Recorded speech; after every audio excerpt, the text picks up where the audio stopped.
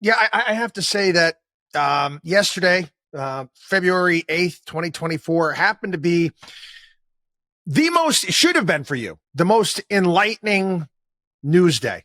The most enlightening news day I can remember.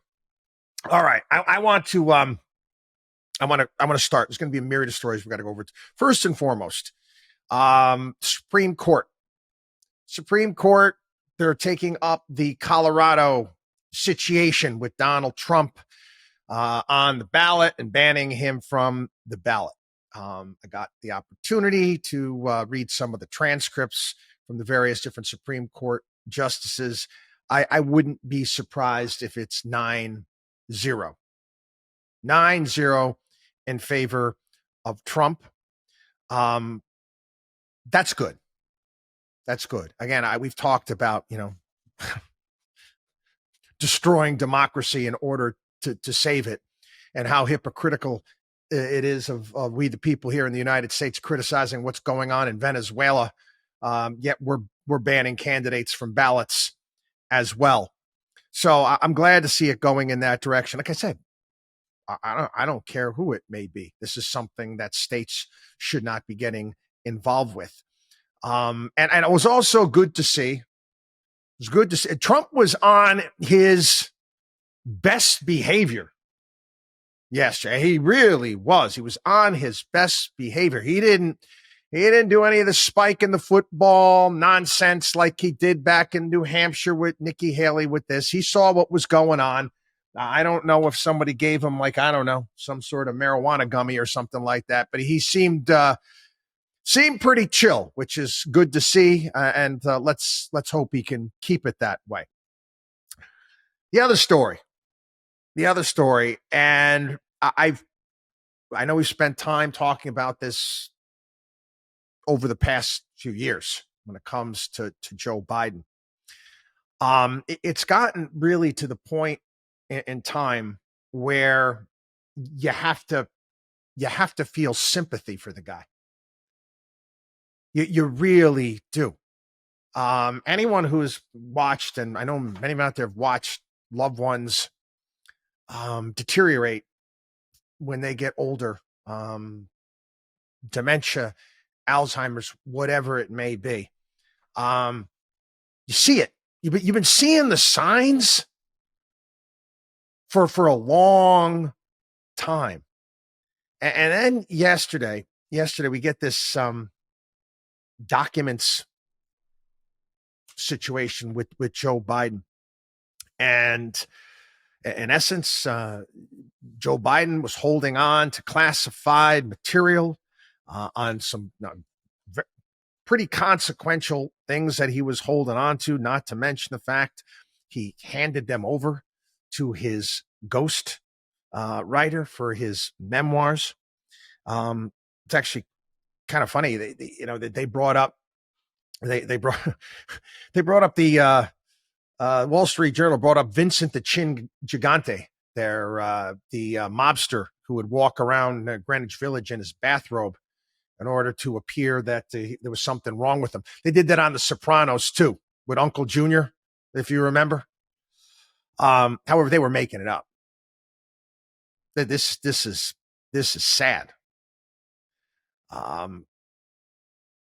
Mr. Herr, the prosecutor here in this case, the special counsel, reported that he uncovered evidence that President Biden willfully retained and disclosed classified materials after his vice presidency when he was a private citizen. But we're not going to charge him with anything. And one of the reasons why is he doesn't believe a jury's going to do a darn thing. Again, it's a waste of time. They're not going to convict. And what he says is a sympathetic, well-meaning, elderly man with a poor memory. Again, the Chin, Uncle Junior, The Sopranos, same situation. However, Biden's not faking it. Biden used these documents from the Journal today and notes to assist in writing his 2007 and 2017 memoirs and shared those secrets with his ghostwriter. They also discovered a 2017 conversation in which Mr. Biden said to his ghostwriter that he just found all the classified stuff downstairs. And he sent them downstairs to rummage through that. You're not supposed to do that. Not to mention, they also found that the ghostwriter erased a lot of the conversations out there. Again, the reason why Hearst says he wouldn't prosecute is he doesn't think that a jury would convict beyond a reasonable doubt.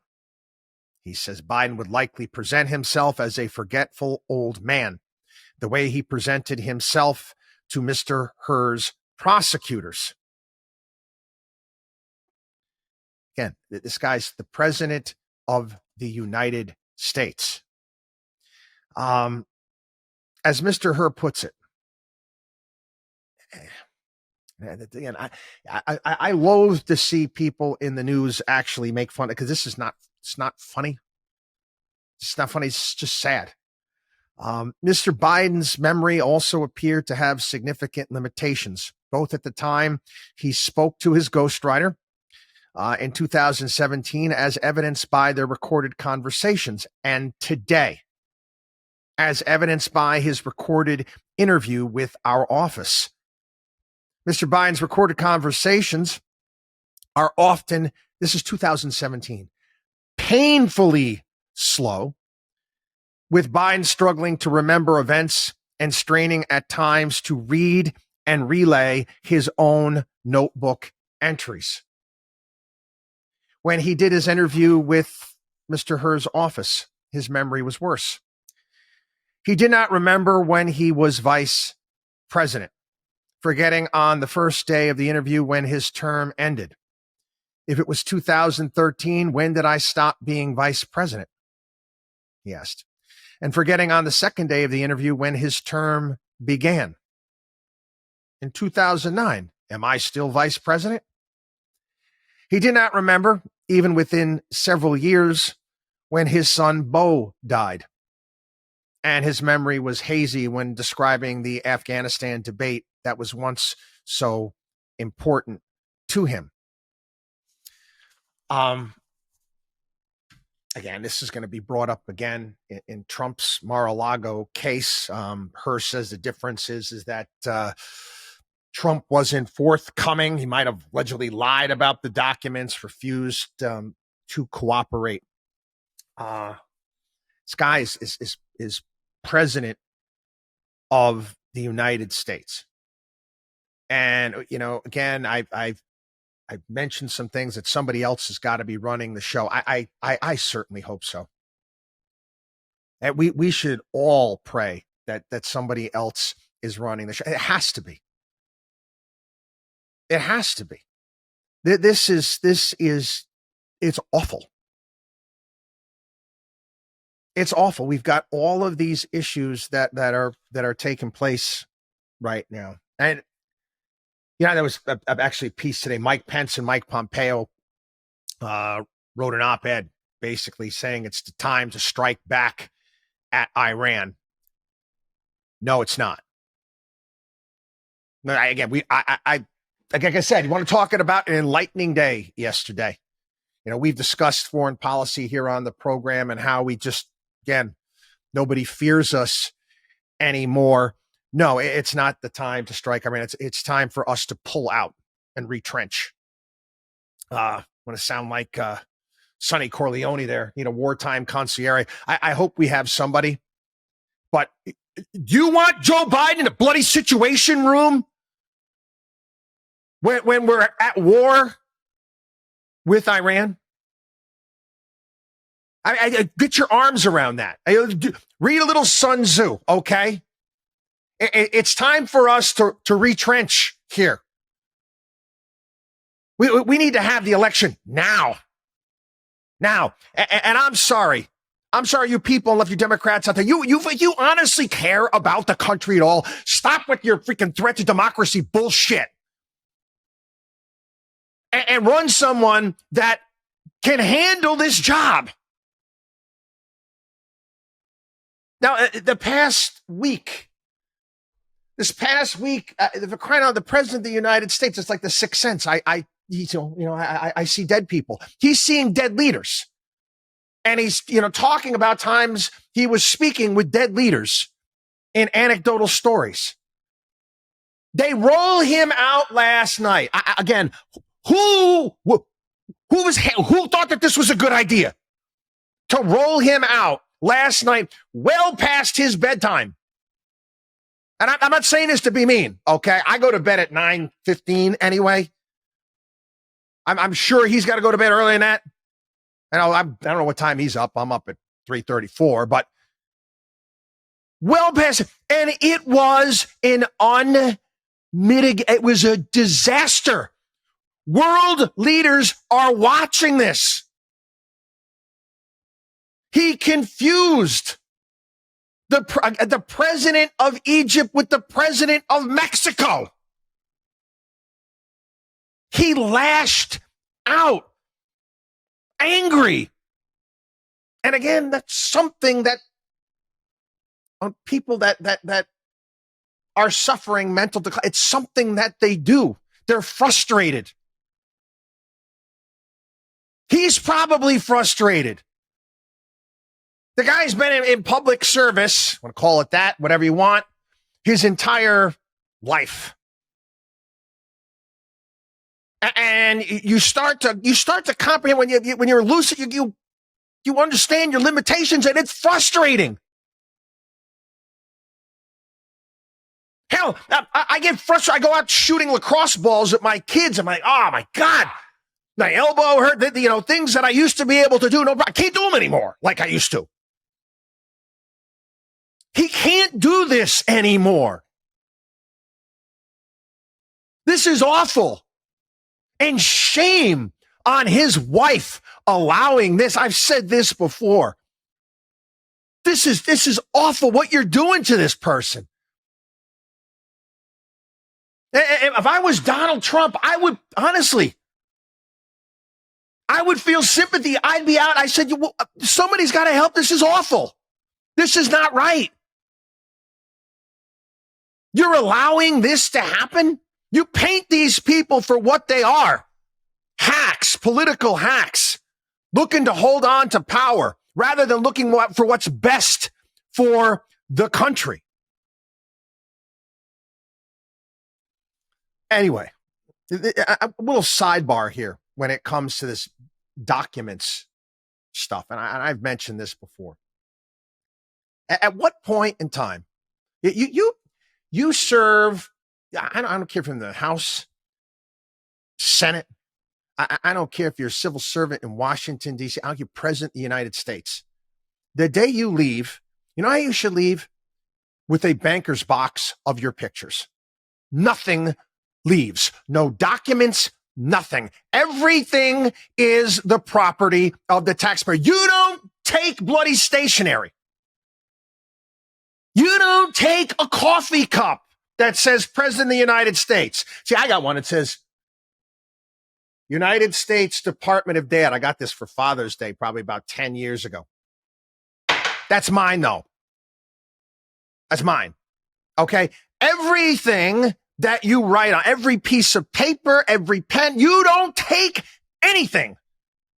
You have security escort the president out of the White House. You leave with your clothes, your stuff. That's it. No documents, no files, no nothing. Then we wouldn't have this damn problem. Moving on. Again, most enlightening day I can remember. And I called this. I called it. I knew it was probably can anyone think of a bigger interview over the past several years? I can't. Tucker Carlson, especially right now. Right now, you got members of freaking Congress. Hey, Wall Street Journal. Oh, yeah, look, they may get that money back to the Ukraine. We're sending shit tons of money over there. I don't care if Fox that you fired Tucker Carlson. I don't care. Is it or is it not an important interview? Basically ignored. Mainstream media ignored it. Again, what that's kind of enlightening. That kind of shows you what they're really all about.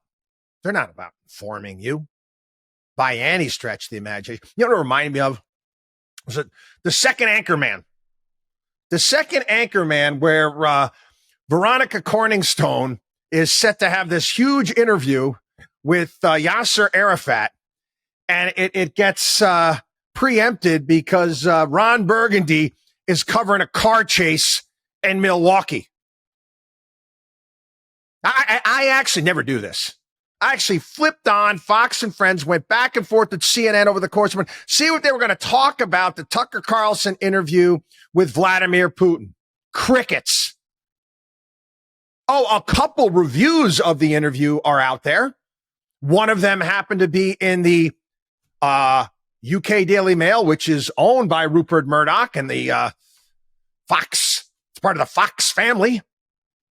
Bashing the interview. There was another one out there. And again, it was all nothing on substance, all snide remarks, all talking about how Tucker loves Putin and Tucker loves Russia and the Kremlin and all that. BS. Watch it for yourself. Watch it for yourself. Sit down. It's 2 hours long. I sat and I watched it last night. Oh, they're critical. Wow. Vladimir Putin spent the first half an hour giving a history lesson. So what? He obviously realizes that most people are ignorant as hell here in the United States when it comes to history. We don't know our own history, for crying out loud, let alone to understand the history of that area of the world. Again, we went over this stuff, not nearly as in depth as Putin did yesterday. Not nearly as in depth as he went all the way back to the Middle Ages when he went back into Russian history. I didn't go back that far. 2 years ago, we went over all of the issues with NATO, World War II, that area of the world, how it was carved up. But he went back much further. He went back to orthodoxy in that area of the world, all sorts of things. And to me, that stuff is interesting. It's fascinating. It's a hell of a lot better than a 4-minute interview on some cable news network at night where we're on to the next thing and we're there to point fingers and start yelling at one another.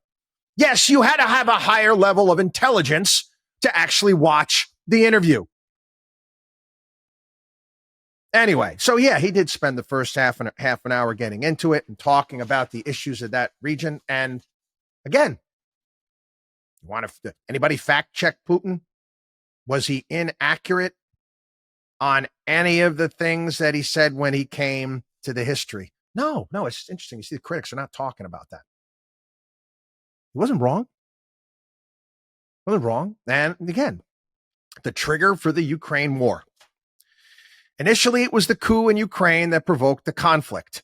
They launched the war in Donbass in 2014 with the use of aircraft and artillery against civilians. This is when it all started. And again, he also got into NATO expansion.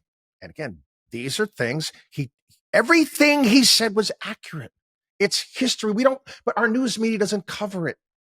They don't talk about it. They don't talk about the fact that, yes, we promised them that we weren't going to expand NATO to the east, but it wasn't in writing, and we did it anyway. He also talks about the fact where, again, it was proposed that Russia join NATO, and then that was pulled on them.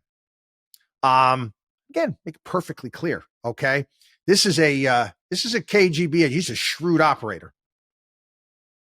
He's a shrewd operator, but don't you think, America, maybe we should listen to what our adversaries are saying? Don't you think it might be a good idea that maybe we try to negotiate our way out of this? And again, is he wrong?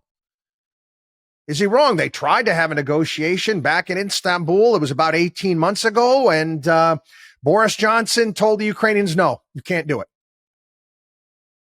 Can't do it.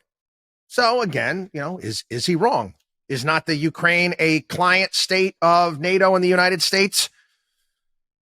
Certainly seems that way. Certainly seems that way.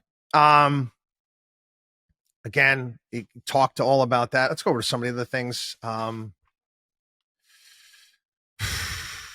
his last conversation with Joe Biden, again, he mentioned this is a huge, he said it was a huge mistake for him supporting this. This went back prior to the war starting. On the possibility of global conflict, it goes against common sense to get involved in some kind of global war, and a global war will bring all humanity to the brink of destruction. He basically talked about denazification in Ukraine and the neo-Nazi movements that are there. And he also said that Russia doesn't have any territorial ambitions. Again, I don't know if that's accurate or not. Talked about the Nord Stream explosion, basically pinned that on the CIA. Talked about, on global alliances and security. Security should be shared rather than meant for the golden billion. This is the only scenario where the world could be stable, sustainable, and predictable. He also talked about the fact that it's not necessary to have a bipolar world and going into different camps. He'd much rather see everyone working together. Was he spot on? Spot on, talking about how dumb it was for us to use the US dollar as, with sanctions and as a political tool. It did. Other countries are dropping using dollar reserves. Again, we're still the only game in down, so to speak, but has the use gone down? Absolutely. It's gone down. He knew his stuff about the United States and mentioned the fact that we're $34 trillion in debt and the massive problem that we have on our border. Talked about China. China's foreign policy philosophy is not aggressive. It's an idea to always look for compromise. Again, I say that all the time. It's highly unpopular, but it's accurate.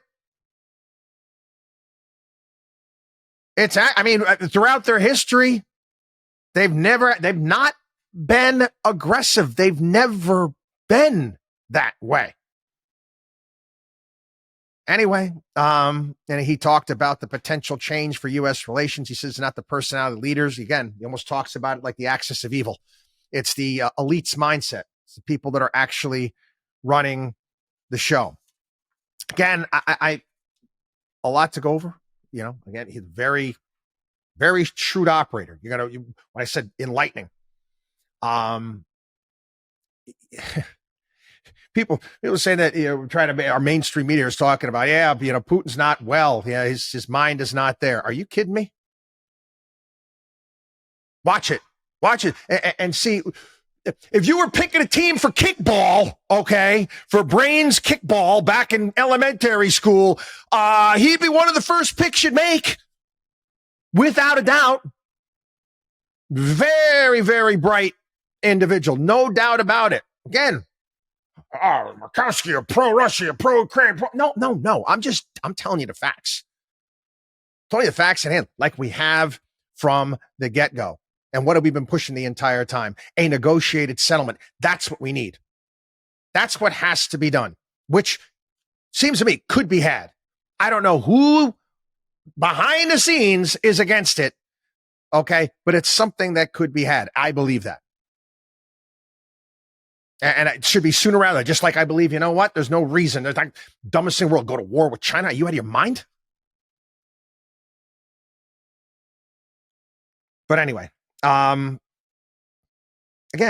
very enlightening day.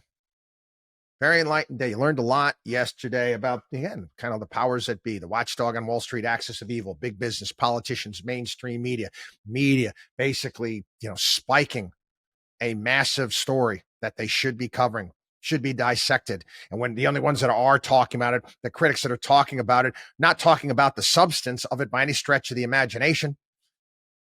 They're making jokes, snide remarks, kindergarten type rhetoric, which quite frankly, I'm sick and tired of. So we learned a lot yesterday. We did. Again, gave me pause gave me pause, got me up real early, and I sat around, kind of meditating on the world and where we're at and our place right now. And one's to think, quite frankly, we another war, Iran, we're not ready. Again, we're a mess right now as far as leadership is concerned, and everyone knows that, and it's somewhat frightening to some degree. I'm hoping and praying that someone has to be running the show behind the scenes. I don't know who it is, but now the time to be engaging in more wars and more battles. No.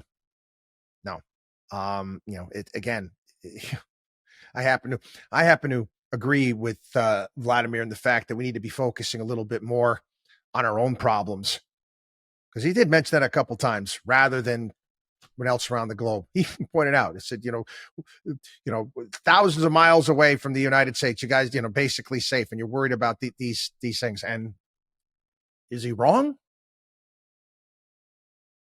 Is he wrong? And again, people like, war crimes and invade. Listen. Try to take the horse blinders off. Watch the interview. Again. See where we're at when it comes to leadership. And I don't know. Again, I'm blown away by the events from yesterday. And yeah, I don't know if it's just the events or just the utter lack of awareness by the media being able to put this together, or their desire not to put all of this together and actually see what a big day it actually was. WatchDog on WallStreet.com.